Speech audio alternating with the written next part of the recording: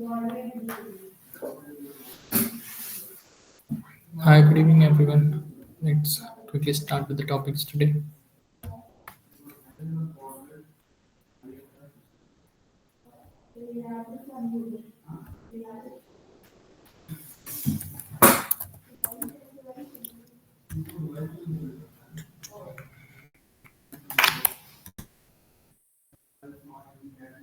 Okay, so as of now, we're left with a few topics. Let's quickly cover it, although that are not so much tough. The loops, for loop, and the while loop. Let me quickly share my screen.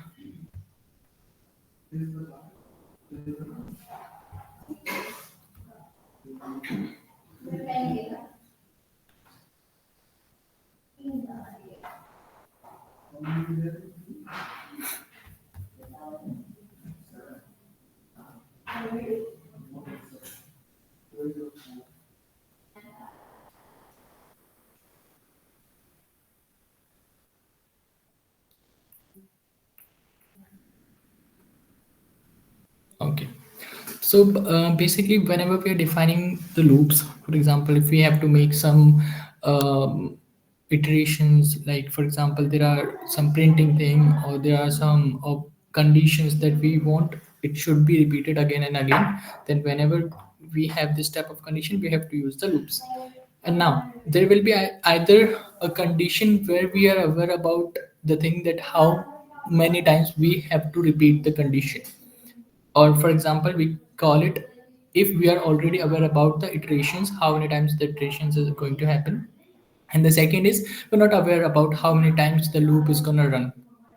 Okay, beforehand, if you're having the information that okay, the loop is going to run for 7 times, 8 times, 9 times, or 10 times, then we will use the for loop. And in case if you're not aware about that how many times the loop is going to run,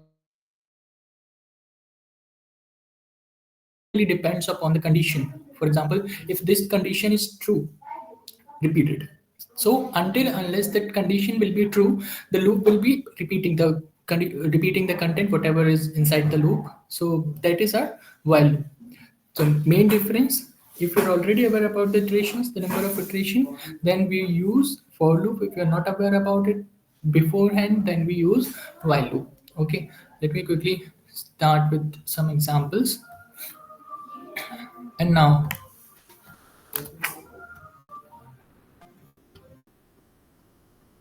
look, this will be the syntax for loop.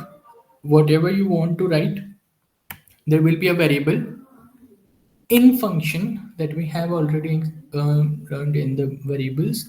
And here the iterable means whatever you want to iterate, or whatever you want to define. Okay, this is a condition, or this is the number of times we want to repeat the loop. Okay, so that is known as iterable.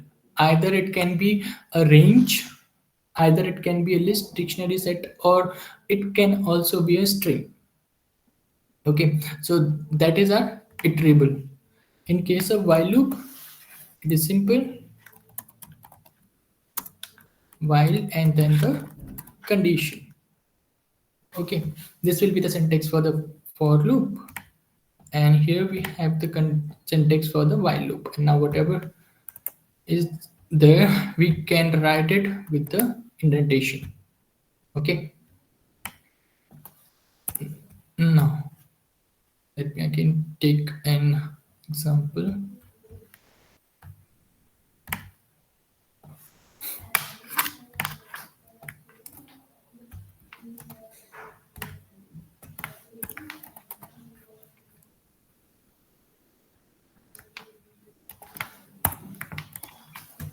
Look, here we have a variable I in function, and then second thing is range. So when we were discussing the variables and operators and those topics, we explored something that was known as range. Now if this is a range function and there are two numbers, it's not like we can only write that two numbers, but generally whenever you will be exploring Python, whenever you will be learning Python, most of the examples they will be using, they will be putting only two variables. But it's not like that we can only put two variables, two, not variables, two values inside range function. You can also put three. We'll see how.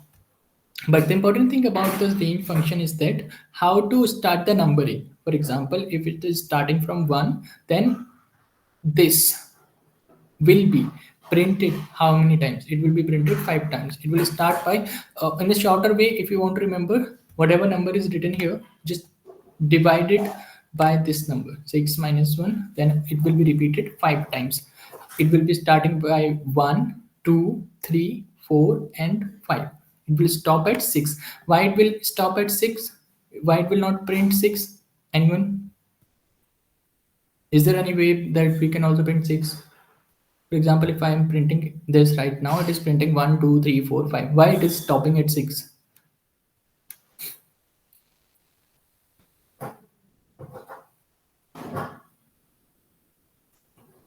Anyone? Like, why it is not printing 6? Is there any specific condition in the range function that it follows? One second. Yeah. Is there any specific conditions, or is it pre-written rule? It will be only print till 5. Look, it is completely depending on one thing, that is the index number that start from 0, 1, 2, 3, 4, 5. If I'm defining here range function starting from 1 and then 6, it's like you're, it's not like it is a number, it's a counting. 1, 2, 3, 4, and 5. There are only 5 numbers. It's not a number here. It is a counting. 1 starting from 1 going till 6. How many numbers? 1, 2, 3, 4, 5. Okay. Like again, you can repeat it from the point. If I'm starting with 1 and then I'm going till 6, then the mid in between of it, everything will be printed, but 6 will not be printed because the index number for 6 will not be counted. The result will be 6 minus 1 always, whatever number it is. For example, if I'm writing 2, it will print 2, 3, 4, 5. Okay, because now it is starting from 2. So how many numbers will be printed, that you can see here, but every time we will be using it for defining how many times the function will be running. So for that, you have to simply use this thing, 6 minus 2, 6 minus 1, 6 minus 3. Or if I'm using 7 here, then 7 minus 2 normally, so that you can know how many times this function, whatever is inside this, will be printed, how many times the function inside the for loop will be running. Okay, just subtract this number by this number. It's like a range between 2 and 7. Okay, now this was the thing, but in case of while, if I am saying the infinite loop, while true, print high. Okay, so it will not never stop because the condition what I'm putting is always true. Okay, whatever I'm putting here, that will be always true. That value will be always 1. If it is always 1, that means the boolean value will be 1. Whatever value will be here, whatever function will be here, that will be running without any end. We call it infinite loop. But in case if we have any condition, like there's no need that you can only write 2, you can also write 2 is greater than 1. Okay, so again, that is a universal thing. 2 is always greater than 1, so it will never stop. It is also infinite loop. But in case if you are defining any variable initially and you are writing a is greater than 3 and then you are printing high, like for example, I'm defining here a equals to 1, then here I'm writing a plus plus. So whatever will be happening, this number will be having only one condition. First it will take a value 1, it will print high, then the next time it will be 2. it will print high. The next time it will be 3. So 3 is not greater than 3, so it will run only 2 times. Let me put a complete example of it. This is a basic thing that we generally use. And one more thing, using loops with strings that I was telling you.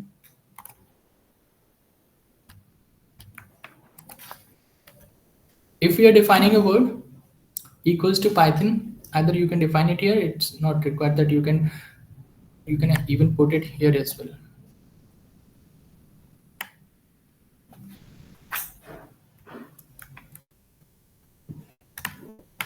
So what will be printed? This string, as I already told you, string acts as an array. String is not like a word, it has a specific index number, specific value, so it can also be used as an iterable. There are two things in the for loop. First is variable, and the second is iterable. So you can put a string as an iterable if you don't want to use the range function. Okay, like I can simply write a b c d e f g whatever I want to write, and that will be removing the confusion of range function that we generally often have. For example, 1 to 6, then how many times it will be printed, we have to check. Okay, if it is 1 to 6, then it will be printed 5 times, the loop will be running 5 times. Either we can simply put the Python word, and we are aware about that there are 6 letters, then it will be running 6 times.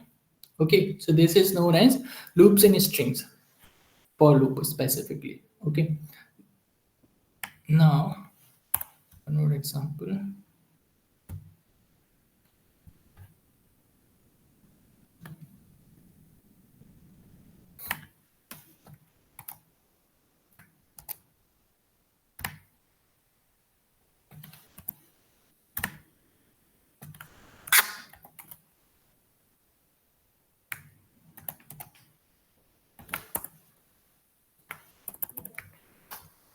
Look, so for example, if I'm having a variable, the same thing that I was doing, count equals to 1, while count is less than or equals to 5, print count plus equals to 1. That will be the value of count will be always changing. So initially what will be the value? 1. It will check 1 is less than 5, condition is true, whatever is there it will be printed. 2 less than 3, less than 4, less than 5, equals to, after 5 it will be 6, the condition will not be true, so the loop will not be working. ठीक है, तो ये तो ही बच्चों वाली बात है.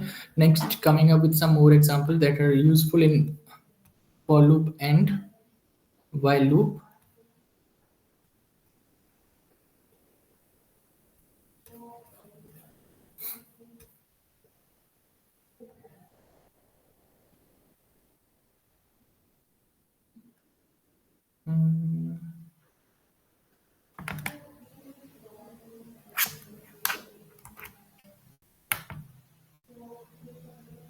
ठीक है, देखो, there is a function specifically designed for the loops, the zip function. With the help of zip function, you can use the iteration alongside with two variables.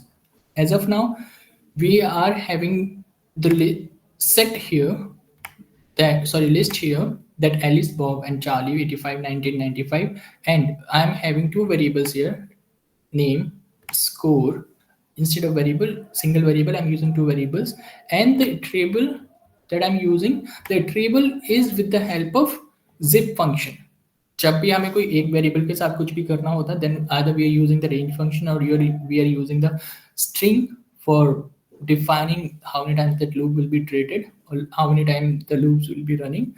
If you are working with two variables, three variables, then you can simply use the zip function. Now let's see. Okay, so I guess you're aware about F. I'm not sure if I have already informed you about F. Are you aware about this F? What is this F thing? Anyone? Formatted string. I cannot hear you. 1 second. Yeah, can you please come again? Formatted string. Yeah. So F stands for format, and whenever you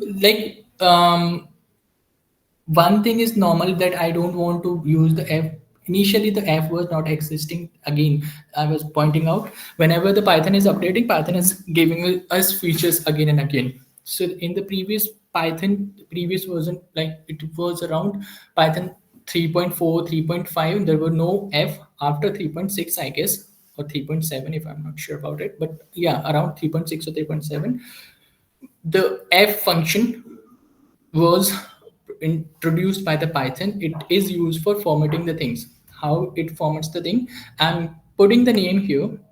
So it is taking the name from Alice. Score is taking the value from this variable. It's not like without f we can also write the normal way: name, then colon, then the two inverted commas, and then again the comma that we were doing previously when we were designing the calculator or something. If you don't want to do that, then simply use the formatting function or that f string or format string. Look, so coming back to the topic, the zip function is used for the case if you're not having one variable. In case if you're dealing with more than one variable, and that is the real case. कभी भी आपको for loop या फिर while loop अगर आप देखेंगे major cases में हम मोर देन वन वेरिएबल के साथ ही काम कर रहे होते हैं. In that case we are using zip function. Okay, यहाँ तक किसी को कोई दिक्कत? Okay, let's move forward. Let's take some more real example of for loop and the while loop. Nested loop तो आपको पता ही होगा, फॉर के बाद एक और मैं फॉर लगाऊंगा अंदर ही तो नेस्टेड बन जाएगा. Same goes for while.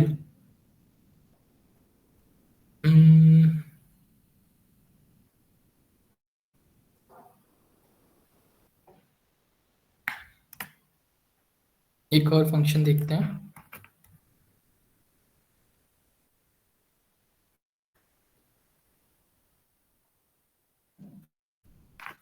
Look, similarly जो हम जिप फंक्शन देख रहे थे, एक और है एनिमरेट. एनिमरेट क्या करता है? इंडेक्स और वर्ड. अब यहाँ पे हमारे पास वेरिएबल कितने वेरिएबल है? हमारे पास दो. लाइक एक हमारे पास है यहाँ पे इंडेक्स और एक है वर्ड. तो अब ये एनिमरेट क्या कर रहा है? ये एनिमरेट फंक्शन जो नॉर्मल हमारा एक इटरेबल का काम होता है, वो तो है कि वैल्यूज जो होंगी उसको बार बार रिपीट करेगा. बट द एनिमरेट फंक्शन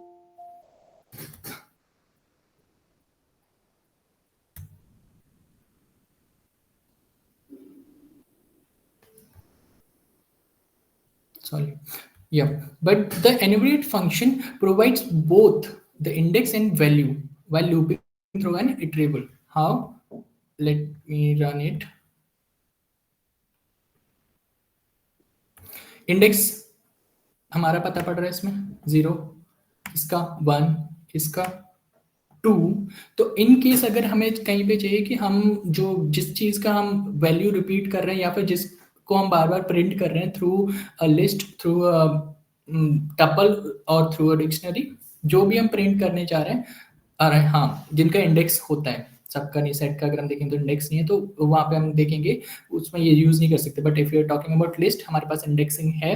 अगर वर्ड्स की जगह में कोई नॉर्मल स्ट्रिंग भी रखा होता है, उसका भी इंडेक्स होता है. then in case if I want to do something with index kuch bhi, then I will use this enumerate function which will provide me the index number as well as the content which is available in the list. Here again the same thing, I have to write index and then index will be printed which is coming through this Python 0 1 2. Like again it's like taking the index of all the variables with a simple line. कई बार होता है कि हमें index values पता करनी होती है, तो instead of getting the index value of each variable again and again again and again, सबके पीछे हम आईडी लगाते घूमें, we can directly put this enumerate function to getting the index values as well as the value that we want to print. साथ ही साथ में उनकी values और इंडेक्स वैल्यूज प्रिंट कर सकते हैं with the help of एनिमरेट function. ठीक है, एक और लेता हूं बस.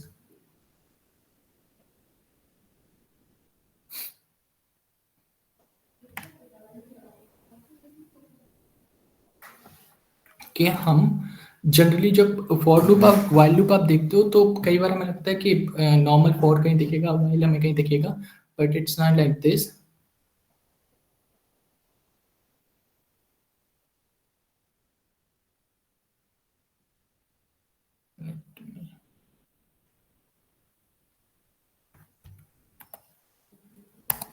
ठीक है। अब ये क्या है? तो ऐसा होता है कि ऐसा नहीं है कि फॉर लूप और व्हाइल लूप को आप एक सेम सिंटैक्स में फॉलो करेंगे तभी आप इसको यूज कर सकते हैं। हमारे पास जनरेटर एक्सप्रेशंस भी होता है, जो आपके सामने ये दिख रहा है। ये क्या है? हमारा एक जनरेटर एक्सप्रेशन है, जहाँ पे मैं एक नॉर्मल स्क्वेयर जनरेट नाम का एक वेरिएबल बनाया जिसके अंदर जो मैंने वैल्यू पुट की है वो फॉर से पहले मैंने i multiply multiply by 2 and for i in range, ये तो हो गया हमारा फॉर लूप। बट इसकी जो वैल्यू है वो हमने यहाँ से ली है, और ये किसके अंदर आता है? ये इसको हम बोलते हैं जनरेटर एक्सप्रेशन। इस पूरे सिंटेक्स को हम बोलेंगे जनरेटर एक्सप्रेशन। कोई भी आप यहाँ पे एक नाम दे सकते हो, वैल्यू यहाँ से आप दोगे आई की, वेरिएबल की, फिर उसके बाद आप लूप डिफाइन करोगे कितनी बार आपको रन करना है, एंड देन नॉर्मल आपको जो भी इसमें प्रिंट करना है, नेक्स्ट क्यों यूज किया है, एक के बाद एक आपको प्रिंट करता जाएगा। ठीक है, इसका एक बेटर एग्जांपल देखते हैं।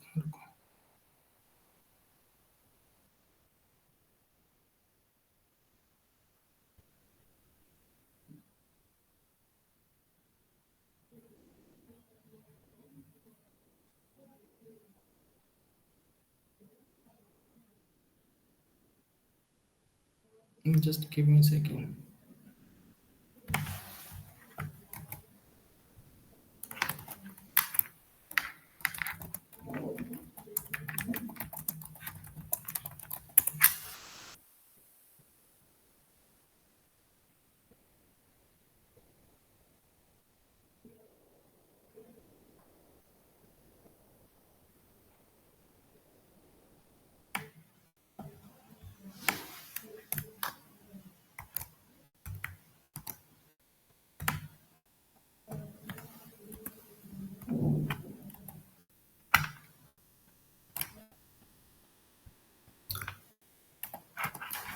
ठीक है, तो अब इन केस हमें कहीं पे भी इवन नंबर जनरेट करने हैं, तो अगर इवन नंबर हमें जनरेट करना है तो x एक वेरिएबल जिसमें वैल्यू स्टोर कर रहा हूँ, and x in range 20 till 20 में इसको, मतलब नंबरिंग हम इसकी देखेंगे तो हम कर सकते हैं यहाँ तक। फिर उसके बाद x%2 इज इक्वल टू, ये कंडीशन हमने लगा दी किसके लिए? फॉर लूप के लिए। अब ये जो कंडीशन ऐसा नहीं है कि जब तक मैं फॉर लूप के अंदर एडेंटेशन के साथ लिखूंगा तभी, इंडेंटेशन के साथ लिखूंगा तभी वो उसके अंदर माना जाएगा। In case if you are writing inside a generator function, you can put it in the same line without any comma, without any colon और विदाउट एनी सेमीकोलन। ठीक है, अब मैं जितनी बार प्रिंट नेक्स्ट इवन नंबर लिखूंगा, next even number लिखूंगा, अगर इसके लिए भी अगर मैं एक लूप बनाने जाऊंगा तो ये एक एक करके सारी वैल्यूज को क्या करता जाएगा? प्रिंट करता जाएगा। फॉर एग्जाम्पल,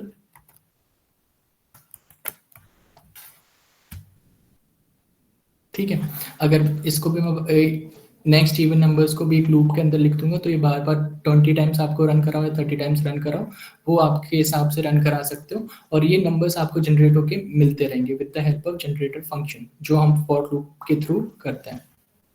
ठीक है, एक चीज और करते हैं।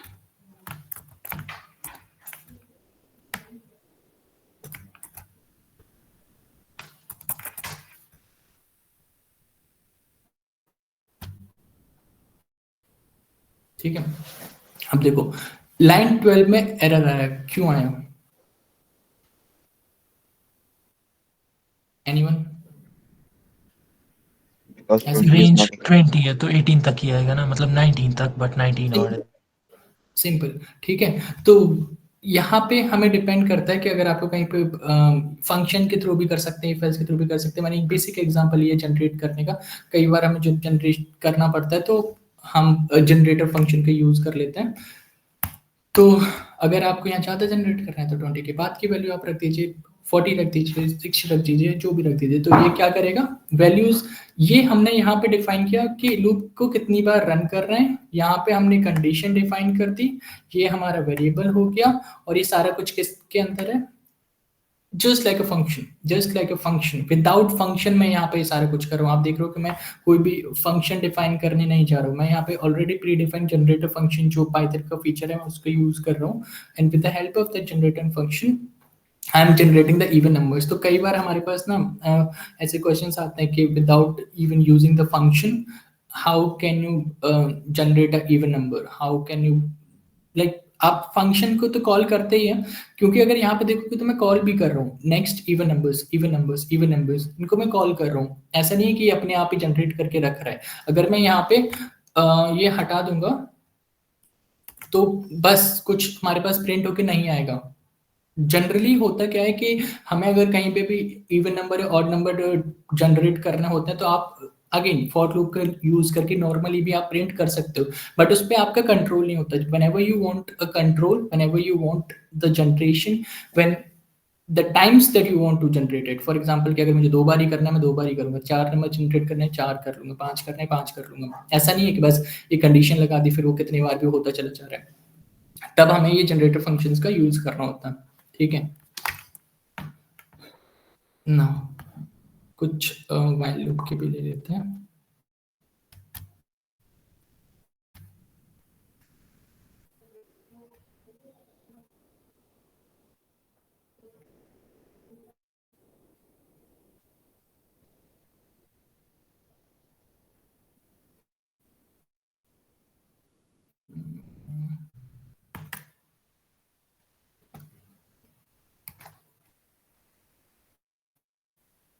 लूप, अब जब वाइल लूप की बात करते हैं तो वाइल लूप में एक और चीज होती है ब्रेक फंक्शन, जो हमेशा लाइक ऐसा नहीं है सिर्फ वाइल लूप में, फॉर में भी आप यूज कर सकते हो। ब्रेक होता है, कंटिन्यू होता है कि अगर कहीं पे जाके हमें अपने लूप को स्टॉप करना है, फॉर एग्जांपल ये हमारा इनफाइनाइट लूप है, आई वांट कि ये कमांड जब मैं इसको इनपुट करूंगा एग्जिट तब ये स्टॉप हो जाए, then what I will use the break function.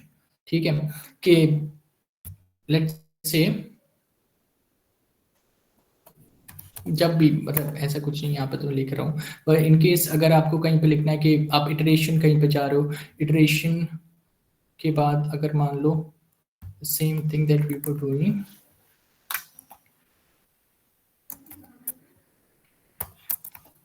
a equals to 3, a कुछ भी कर लो equals to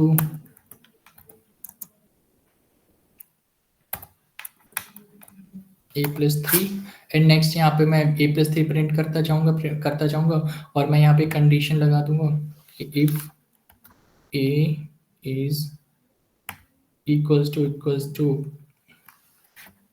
30 40 50 या इक्वल्स टू या फिर जो भी कंडीशन लगा के आप ये कंडीशन जब सेटिस्फाई होगी देन ये क्या कर देगा, स्टॉप कर देगा। यहाँ पे हम कुछ प्रिंट नहीं कर रहे हैं इसलिए यहाँ पे नहीं दिखेगा। In case if you want to print आप सिंपली इसको प्रिंट कर सकते हो। ठीक है, तो ऐसे हम ब्रेक का यूज करते हैं। सेम कंटिन्यू का भी ले लेते हैं एग्जांपल।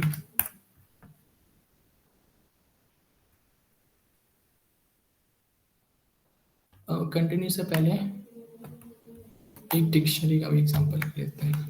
सेकेंड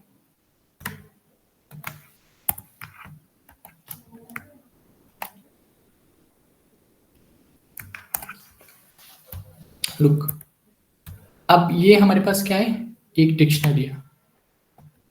ठीक है, अब हमें डिक्शनरी की वैल्यूज को एक फॉर्मेटेड वे में प्रिंट करना है। यहाँ पे बेसिक एग्जांपल है, और जो अब यहाँ पे हमारा इटरेबल है, अब वो इटरेबल कहाँ से आ रहा है, डिक्शनरी से आ रहा है। आइटम्स क्या है, जो हमने पढ़े थे प्री बिल्ट फंक्शंस होते हैं जो डिक्शनरी को सपोर्ट, जैसे हमने लिस्ट के पढ़े थे बिल्ट इन फंक्शन जो होता है, ऐसे सेम डिक्शनरी में होते हैं। जो डेटा डॉट आइटम्स है वो हमें क्या हेल्प करेगा, इसके डिक्शनरी की वैल्यूज को एक्सेस करने में। ठीक है, लुक, तो फॉर्मेटेड वे में हम ऐसे प्रिंट कर सकते हैं, या फिर और भी किसी भी यूजर केस में आप डिक्शनरी को use with the help of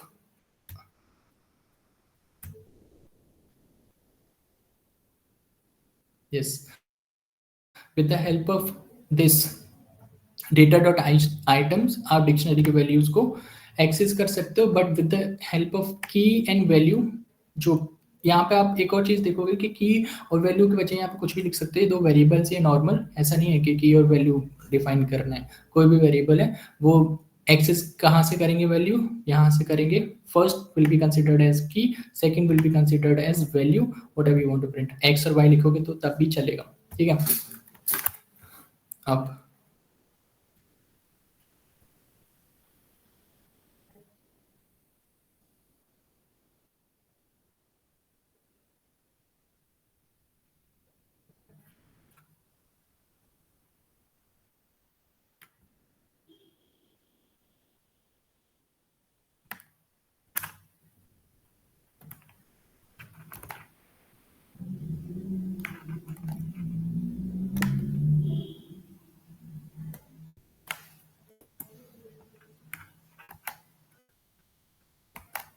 एक और एग्जांपल देखते हैं।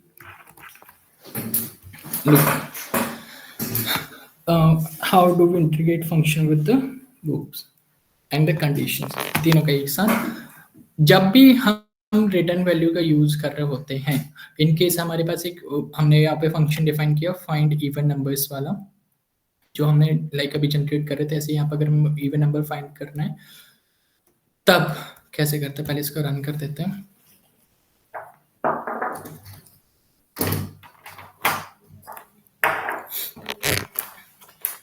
ओके, तो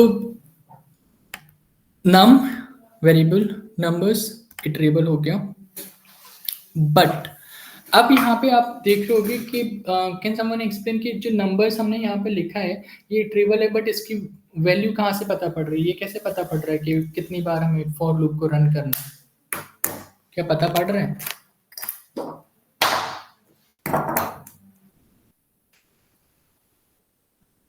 एनीवन?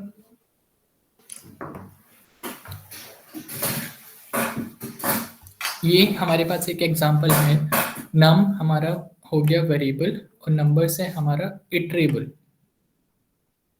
तो जो ये इटरेबल वैल्यू है, अब इसको कहाँ से पता पड़ रहा है कि कितनी, या बहुत आसान है यार, देखो देखो प्लीज आंसर करो, डिसअपॉइंटमेंट हो जाएगा मुझे, कि नंबर्स जो इटरेबल है इसको वैल्यूज कहाँ से मिल रही हैं? आर्ग्यूमेंट पास किया, जो लिस्ट पास किया। Thank you. यस, तो ये जो हमारा आर्ग्यूमेंट है यहाँ से वैल्यूज मिल रही हैं, क्योंकि अब एक फंक्शन के अंदर है तो हमें कहीं और नंबर्स को डिफाइन करने की जरूरत नहीं है। हम with the help of argument 1 3 5 8 9, ये जो हमारे पास एक लिस्ट है, यहाँ से हम क्या कर रहे हैं, नंबर्स की जो इटरेबल थिंग्स है वो हम यहाँ से डिफाइन कर रहे हैं कि कितनी बार रन करना है, और यही हमारी वैल्यू है, यही हमारा क्या बोलते हैं टेस्ट करने वाली चीज़ है। तो हमें आसानी भी हो गई कि हमें अलग से नहीं पता करना पड़ा कि मान लो कि अब अभी यहाँ तो एक लिस्ट, कोई अगर मैं एग्जांपल में मैंने ऊपर बता दिया कि नंबर्स को 10 बार रन करो, बट एग्जांपल में जो लिस्ट है उसमें 20 वैल्यूज है, तो एरर आ जाएगा, 10 बार रन करने के बाद वो स्टॉप हो जाएगा। तो this is a better way, and इसे ही हम बोलते हैं ऑप्टिमाइजेशन इन प्रोग्रामिंग, कि हम कैसे अपने कोड को ऑप्टिमाइज करते हैं जिससे कि 10 लाइन की बजाय हमें एक लाइन में ही काम हो जाए हमारा, अलग से हमें कहीं नंबर्स वैल्यू की जो ट्रेबल थिंग है वो हमें देने की जरूरत नहीं पड़ी। ठीक है, तो जो हमारा वैल्यू था जिस पे हमें चेक करना है, जिस पे कंडीशन लगानी है, उसी से हमने इटरेबल बना लिया, उसी से हमने बोल दिया कि आप इतनी बार ही चेक कर लेना जितनी वैल्यू है। ठीक है, और ये this thing is only possible with the help of for loop. आप व्हाइल लूप में करने जाएंगे नहीं पता पड़ेगा, क्योंकि उसमें कंडीशन होती है, कंडीशन जब तक सेटिस्फाई होगी चलेगा, नहीं होगा तो तब तक नहीं चलेगा। ठीक है, तो that's why we have to differentiate between for loop and while loop, कि कहाँ पे हमें फॉर लूप यूज करना है, कहाँ पे व्हाइल लूप यूज करना है। जब भी आपको कभी कुछ दिखे ना, लिस्ट सेट टपल डिक्शनरी ये सारी चीजें भूल के भी हम फॉर लूप की तरफ नहीं जाते, और जब भी हमें कोई भूल के भी हम व्हाइल लूप की तरफ नहीं जाते, और जब भी हमें कोई कंडीशन दिख रही होती है then we will blindly go for while loop. ठीक है, तो ऐसे हम इसको यूज कर सकते हैं, और भी बहुत सारे एग्जांपल्स हैं, वो खुद आप एक्सप्लोर कर लेना। अब हम जल्दी से खत्म करते हैं अपना नेक्स्ट टॉपिक। इसमें किसी कोई कंफ्यूजन है? कोई भी कुछ भी?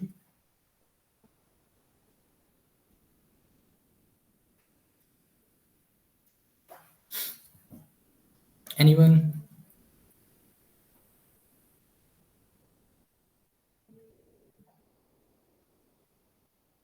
No sir. ठीक है, अब जो नेक्स्ट टॉपिक है हमारा वो है क्लासेस एंड ऑब्जेक्ट्स। क्लासेस और ऑब्जेक्ट आप ऐसे समझो कि इनमें जो मेन दो वैल्यूज होती हैं, जैसे हम वो पढ़ रहे थे अपना फंक्शन, तो पैरामीटर्स एंड आर्गुमेंट्स जब हम पास करते थे वो वाली चीज़, ऐसे क्लासेस में भी सेम चीज़ होने वाली है, कुछ अलग से चीज़ नहीं होने वाली, फंक्शन टाइप की चीज़ होती है, वही समझ लो।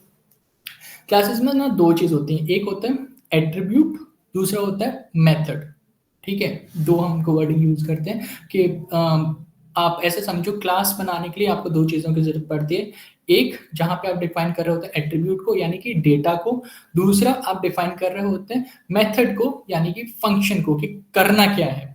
ठीक है, ऑब्जेक्ट जो होता है मेन, अगर हम ऑब्जेक्ट में बात करें तो यहाँ पे भी हमारे पास एट्रीब्यूट और मेथड ही होता है, बट यहाँ पे एट्रीब्यूट जो काम करेगा हमारा वो प्रॉपर्टीज की तरह करेगा। पहले हमारे क्लास में एट्रीब्यूट कैसे काम करता है, डेटा की तरह, बट ऐसे समझिए जब फंक्शन को हम कॉल करते हैं ना, जो वैल्यूज देते हैं, ऐसे यहाँ पे ऑब्जेक्ट होता है, ऑब्जेक्ट हम वैल्यूज दे रहे होते हैं जो हमने फंक्शन में डिफाइन कर दी होती है। For example you have defined a, कोई एक फंक्शन आपने डिफाइन किया मल्टीप्लाई करने के लिए दो नंबर्स का, तो दो नंबर आपने फंक्शन में तो लिख दिया a comma b, defined add brackets में a कॉमा बी, बट जब अब आप फंक्शन को कॉल करोगे तब आप a और b को वैल्यू दोगे कुछ, लाइक फॉर एग्जांपल 3,4, ऐड 3,4 जब आप कॉल कर रहे हो। ठीक है, सेम क्लास आप एक बार डिफाइन जब करने जाओगे तब आप दो चीज बनाओगे, पहला होगा हमारा एट्रीब्यूट, दूसरा होगा मेथड, जहां पे attribute will be working as a data and method will be working as a function. But जब इसको आप कॉल करोगे, कॉल वर्ड यूज करना ठीक नहीं है बट स्टिल कॉल करोगे आप ऑब्जेक्ट के थ्रू, यानी कि कुछ इनपुट देने जाओगे, then attribute will work as a property of the data and method, the function, will act as a behavior of the data। एक रियल वर्ड एग्जांपल उठा के देखते हैं।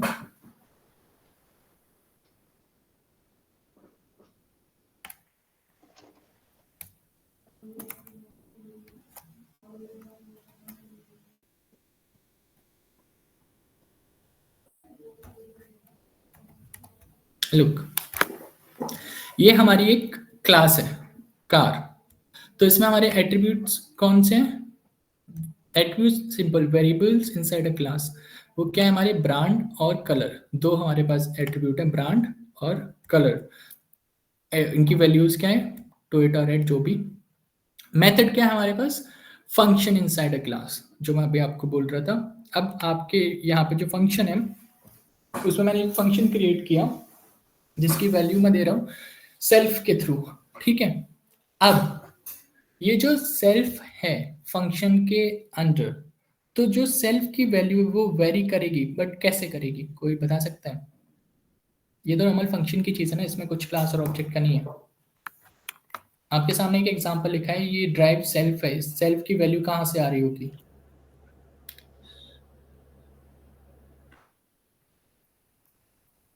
बोलो। सर जब हम इस नई क्लास में I guess the correct terminology is नया ऑब्जेक्ट क्रिएट करेंगे कि तो उसमें जो हम पैरामीटर्स पास करेंगे वो। ठीक है, अब फॉर एग्जांपल एक वापस यहाँ पे ले लेते हैं,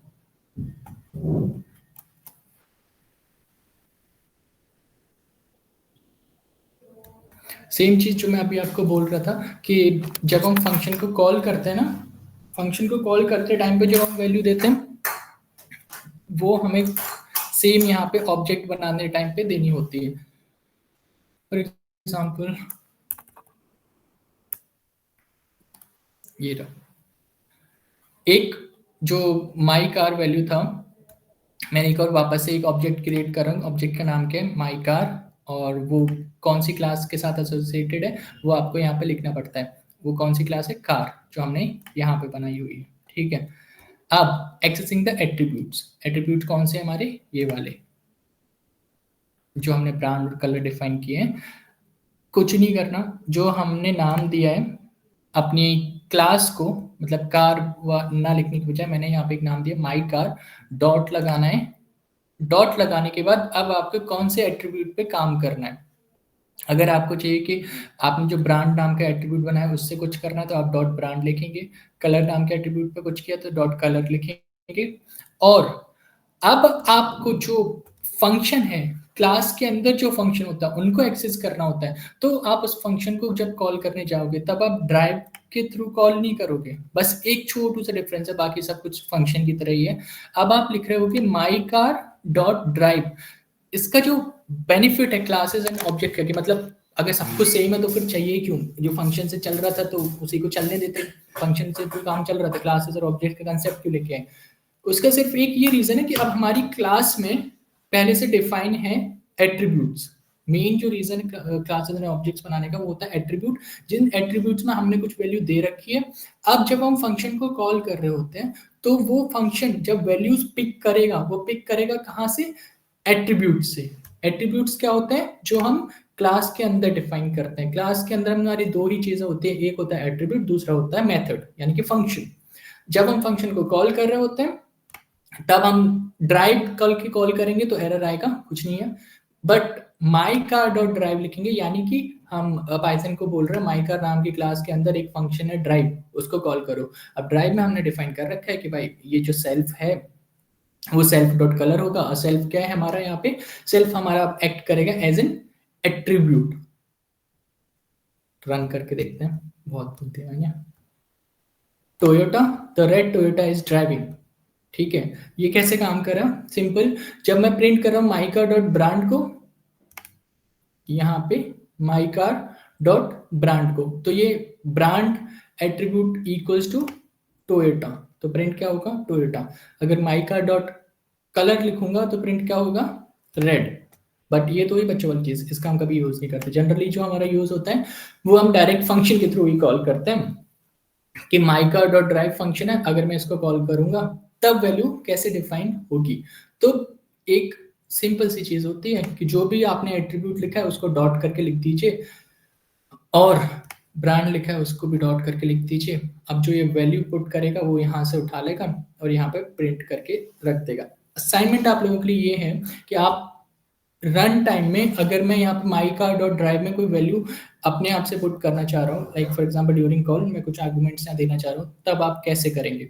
in case my car dot drive और ब्रैकेट में मुझे लिखना है कोई कलर या फिर कोई वैल्यू, तो जब मुझे वो करना होगा तो मैं कैसे करूंगा।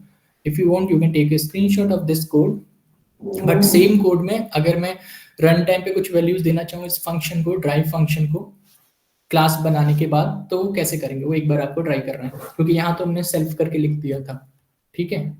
वो आपको एक बार चेक करना है कि अगर मुझे यहाँ पे कुछ वैल्यूज देनी हो तो मैं कैसे करूँगा, काम करता भी कि नहीं करता, अगर करता है तो कैसे करता है, एक बार ये ट्राई कर लीजिएगा, ठीक है। तो ये हमारा एक बेसिक कंसेप्ट होता है क्लासेस और ऑब्जेक्ट बनाने का।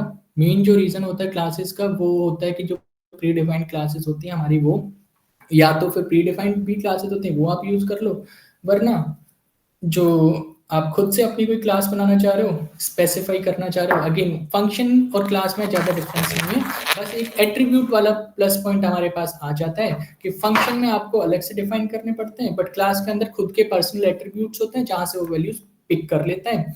तो मोर पर्सनलाइज्ड फंक्शन आप इसको बोल सकते हो क्लास और ऑब्जेक्ट को, बाकी इतना कुछ इसमें खास फर्क नहीं है, ठीक है।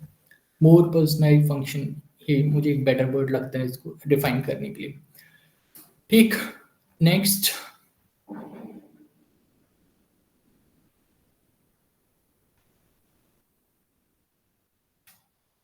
नाउ फॉर एग्जांपल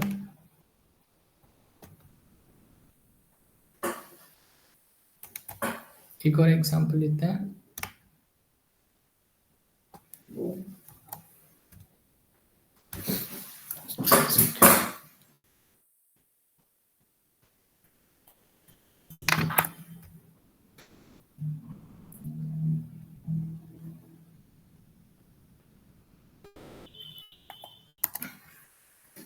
ये एक स्पेशल फंक्शन है जो हम डिफाइन करते हैं क्लासेस एंड ऑब्जेक्ट्स में, जिसका नाम होता है कंस्ट्रक्टर।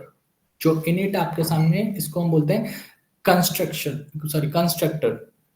कंस्ट्रक्टर का काम कुछ नहीं होता है, ये अपने आप ही रन करता है अपने आप। कोई भी जब भी आप ऑब्जेक्ट क्रिएट करोगे कंस्ट्रक्टर अपने आप काम कर जाएगा। कैसे करेगा, लेट्स रन इट।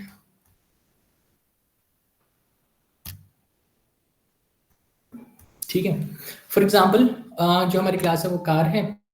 अब इस कार को मैंने एक कंस्ट्रक्टर के थ्रू मैंने इसमें एक वैल्यू दी सेल्फ, फिर ब्रांड, फिर कलर, फिर self dot brand, self dot colour. जो अभी मैं बोल रहा था पर्सनलाइज, ये और थोड़ा पर्सनलाइज है और कुछ नहीं है। कि अब यहाँ पे हम जो वेरिएबल क्रिएट कर रहे हैं वो इंस्टेंस वेरिएबल है। कि यानी कि ऐसा नहीं है कि मैं ब्रांड में मैं दिखा रहा था कि उसको मैंने डिफाइन कर दिया था ब्रांड इक्वल्स टू ये टोयोटा, कलर इक्वल्स टू ये। अब यहाँ पे ये ब्रांड और कलर अपने आप में एक वेरिएबल बन गए हैं, और जो एट्रीब्यूट्स है हमारे वो क्या हो गया, ब्रांड और कलर ही है, बट स्पेसिफिक हो गया, मोर स्पेसिफिक। और अब इसको हमें कॉल करना होगा तो हम कैसे करेंगे कि फॉर एग्जांपल माई कार, जो हमारा यहाँ पे हमने वापस से इस क्लास को एक ऑब्जेक्ट में क्रिएट कर रहे हैं, my car equals to car के साथ ही साथ अब मैं इनको दो वैल्यूज दे रहा हूँ। जो मैं आपको करने के लिए बोल रहा था वो कुछ सिमिलर ऐसे ही है, कैसे हम फंक्शन के अंदर कॉल करते हैं, जो मैं अभी आपको बोल रहा था, करके देखिएगा।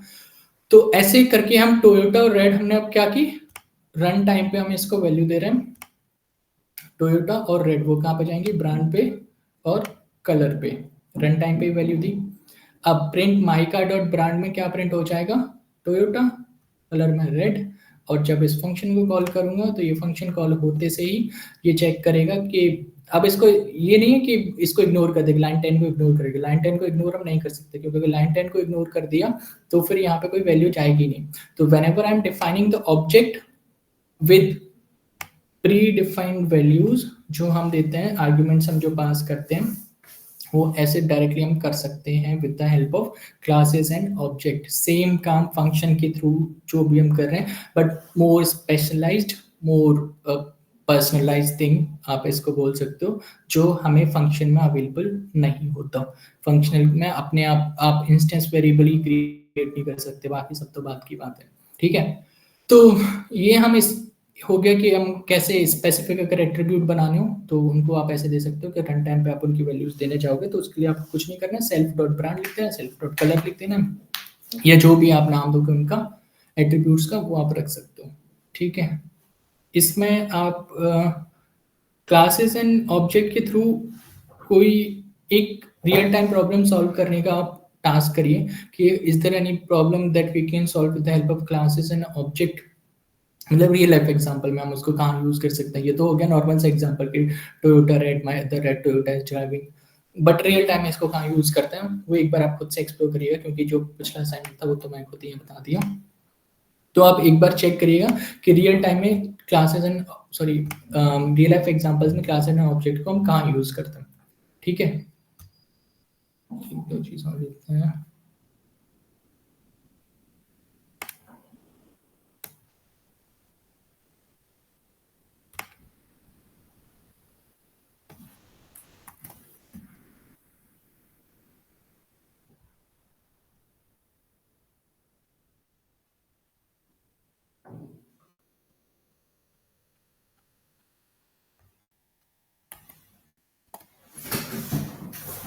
दो चीज होती है, जैसे ग्लोबल वेरिएबल और नॉर्मल वेरिएबल होता है, ऐसे ही यहाँ पे क्लासेस एंड ऑब्जेक्ट्स में एक होता है इंस्टेंस वेरिएबल जो मैं आपको बता रहा था, एक होता है क्लास वेरिएबल। ठीक है, जो हमारा यहाँ पे जैसे कि मैंने यहाँ पे लिखा है टेक फ्यूजन स्कूल, तो ये हमारा यहाँ पे क्या है, क्लास वेरिएबल। क्लास वेरिएबल मतलब कि हमारे इस क्लास के अंदर के जितने भी ऑब्जेक्ट्स होंगे, जहां भी हम जितने भी बनाने जाएंगे, ये सबके साथ शेयर होगा। So class variable is like a global variable, जो हर जगह जितने भी ऑब्जेक्ट हैं सबका यूज, सब उसमें अपने अपने यूज कर सकते हैं। बट जो इंस्टेंस वेरिएबल होता है, जैसे मैं बोल रहा था आपको, ये क्या होता है, यूनिक टू ईच ऑब्जेक्ट। कि आप कोई भी ऑब्जेक्ट क्रिएट करिए, उस ऑब्जेक्ट का एक स्पेसिफिक आप वेरिएबल बनाना चाह रहे हो, जो कि नॉर्मल हम फंक्शन के अंदर डिफाइन करते हैं वेरिएबल, जो सिर्फ उस फंक्शन का ही रहता है, वैसे ही एक ऑब्जेक्ट के अंदर आप अगर डिफाइन करोगे जो सिर्फ उसी ऑब्जेक्ट का रहेगा, आप उसको बाकी जगह यूज नहीं कर सकते हो। ठीक है, तो उसको हम बोलते हैं instance variable. Let's run it. Already output यहाँ लिखा हुआ है तो आप खुद ही देख सकते हो कि ठीक है, whenever I'm printing student1 dot school, student1 क्या हुआ, ये हमने एक यहाँ पे एक नॉर्मल सा ऑब्जेक्ट क्रिएट किया जिसमें वैल्यू जा रही है एलिस एंड 10। ये कहाँ पे जाएगी, नेम पे और ग्रेड पे, ठीक है। अब मैं यहाँ पे प्रिंट करूंगा स्टूडेंट 1.स्कूल, तो क्या प्रिंट होगा? टेकफ्यूजन स्कूल, क्योंकि इस ऑब्जेक्ट में ऑलरेडी जो वेरिएबल है वो टेकफ्यूजन स्कूल, ये पूरे क्लास का वेरिएबल है। सेम चीज यार, कि फंक्शन से पहले डिफाइन करते हैं किसी वेरिएबल को तो वो अपने आप ही ग्लोबल वेरिएबल बन जाता है, बट फंक्शन के अंदर डिफाइन करोगे तो वो ग्लोबल वेरिएबल नहीं रहता है, वो उस फंक्शन का पर्टिकुलर हो जाता है। सेम यहाँ पे होता है कि ऑब्जेक्ट से पहले, किसी फंक्शन से पहले डिफाइन करोगे क्लास के अंदर तो वो क्लास वेरिएबल बन गया, सारे लोग यूज कर सकते हैं। बट उसके अंदर करोगे किसी स्पेसिफिक फंक्शन के या किसी स्पेसिफिक ऑब्जेक्ट के तो वो इंस्टेंस वेरिएबल बन जाता है, उसका यूज के सिर्फ और सिर्फ वही ऑब्जेक्ट कर सकते हैं, ठीक है। वो कैसे करते हैं कि अगर यहाँ पे स्कूल लिखा है तो आउटपुट आया टेकफ्यूजन स्कूल, ठीक है। स्टूडेंट 1 में नेम लिखा है तो नेम अभी भी ये क्या प्रिंट करेगा, जो नेम आप इसमें आउटपुट दे रहे हो एलिस, टेकफ्यूजन स्कूल पॉप, ठीक है। कोई कंफ्यूजन यहाँ तक? इंस्टेंस वेरिएबल और क्लास वेरिएबल में कंफ्यूजन हो तो ऐसे समझ लेना ये ग्लोबल वेरिएबल है और ये हमारा एक नॉर्मल वेरिएबल है और कुछ नहीं, नाम अलग से दे दिया है क्लासेस एंड ऑब्जेक्ट की वजह से, ठीक है।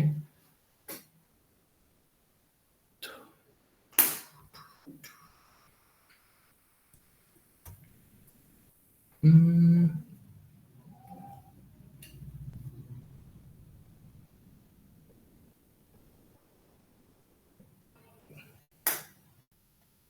कुछ इसके फीचर्स हैं जो आई डोंट थिंक सो आज मैं कवर कर पाऊंगा, कि क्लासेस एंड ऑब्जेक्ट्स में अगर हमें जो मेथड्स होते हैं, लाइक जब हम लिस्ट सेटअप पढ़ रहे थे वहाँ पे बिल्ट इन मेथड्स हम देख रहे थे, ऐसे क्लासेस एंड ऑब्जेक्ट्स के भी मेथड्स होते हैं, स्टैटिक मेथड्स होते हैं, क्लास मेथड्स होते हैं, एक जो आपने अभी देखा इंस्टेंस मेथड्स होते हैं, तो वो कैसे हम यूज करते हैं क्लासेस एंड ऑब्जेक्ट में वो हम कल देखते हैं। फिलहाल के लिए आप इसको देख लेना, क्लासेस एंड ऑब्जेक्ट में ट्राई करना कि आपको कोई ऐसा केस मिल जाए, रियल लाइफ केस, जहाँ पे हम क्लासेस एंड ऑब्जेक्ट को यूज कर सकते हैं, तो वो आप असाइनमेंट पर रखिए, कल हम डिस्कस कर लेंगे कि कहाँ पे हम क्लासेस एंड ऑब्जेक्ट को यूज करते हैं रियल लाइफ कंडीशन में, ठीक है। जैसे कि हम जो इन्वेंट्री सिस्टम बना रहे थे वहाँ पे क्या क्लासेस एंड ऑब्जेक्ट को यूज कर सकते हैं तो कैसे करते हैं और क्यों करते हैं, क्या उससे कोई फायदा हो रहा है, कुछ हमारा टाइम बच रहा है या फिर रन टाइम पे एरर आना कम हो रहा है या फिर कुछ भी, ऐसा नहीं कि बस कहीं पे भी पुट करना था तो बस पुट करते हैं, there should be some reason behind putting classes and object, कुछ बेनिफिट्स होने चाहिए, ठीक है। So that's it.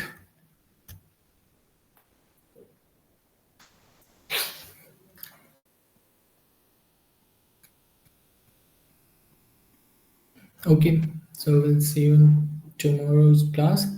संडे है, स्टिल टाइमिंग यही रखें कि पहले शिफ्ट कर दें आफ्टरनून में, यही सेम रखनी है।